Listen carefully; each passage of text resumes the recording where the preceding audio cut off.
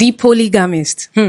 Someone tagged me to this movie and asked me to react to it, but I wasn't even sure because there are so many angles to this movie. If you've watched The Polygamist on Netflix, you already know what happened. I don't think we've had the honest conversation yet because everybody wants to talk about Jonasi. And yes, Jonasi was wrong. But if we're being real, nobody in this story came in perfectly. And that's the conversation I want to have. Briefly, I might not touch everybody. Jonasi was wrong, but it was also enabled.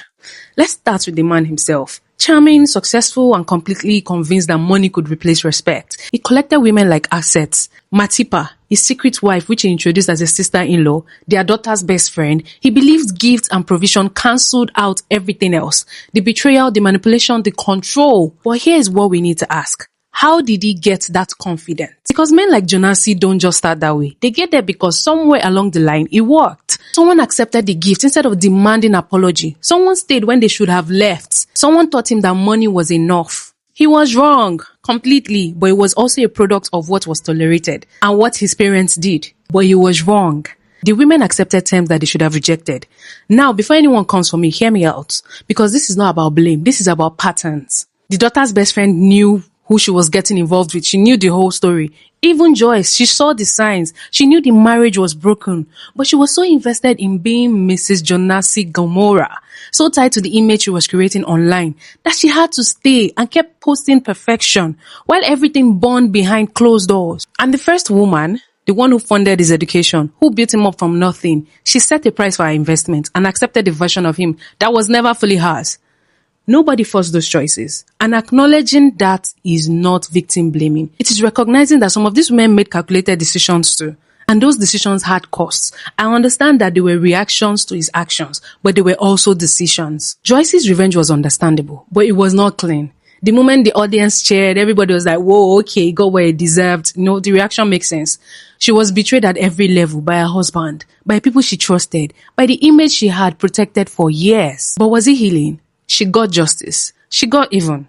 But did she get her peace back? Did she get her years back? Did he undo what had already been done to her? Revenge felt like winning, but Joyce was still broken at the finish line. And that's the part that the cheering does not make sense. Here's the part that broke my heart. The son became like his father, or he became his father. Like, that totally broke my heart. Joyce had used her son to sweet talk Jonasi into naming him the sole heir of his wealth. She thought that she was being clever. Like, she also fooled me. I actually thought it was changing. She thought she had control. But Menzi had become exactly like his father. That boy was born a good-hearted individual. His father had turned him into a heartless monster.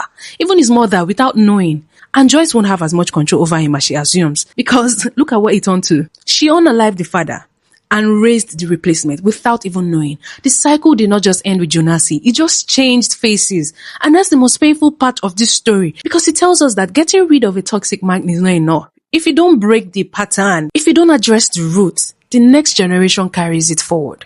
Joyce avenged herself, but she did not save her son. We saw what happened in the end. This show is not just about polygamy. It's about power. It's about men who use women as status symbols and discard them whenever they've served their purpose. It's about women who sacrifice their peace for an image. It's about the cost of staying silent for too long. It's about what happens when a woman who's been pushed too far finally pushes back. And it's about the brutal truth that revenge doesn't always heal what was broken.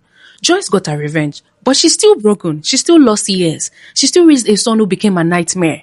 The win was not clean. The win was complicated. And real life is the same way. Take your time. Go and watch The Polygamist on Netflix if you've not seen it. But don't just watch it as entertainment. Watch it as a mirror. Watch it and ask yourself, are you performing a perfect life on social media while your reality burns? Are you with a man who mistakes provision for love?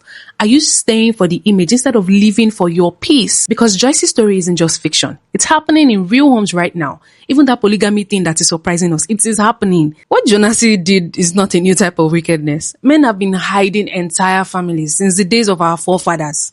It doesn't make it right. But Jonasi did not create a new playbook. He just exposed the old one in 4K. And this time, he came with a brutal legal and financial lesson. The question isn't what Joyce should have done differently. The question is, what are you going to do before he gets that far?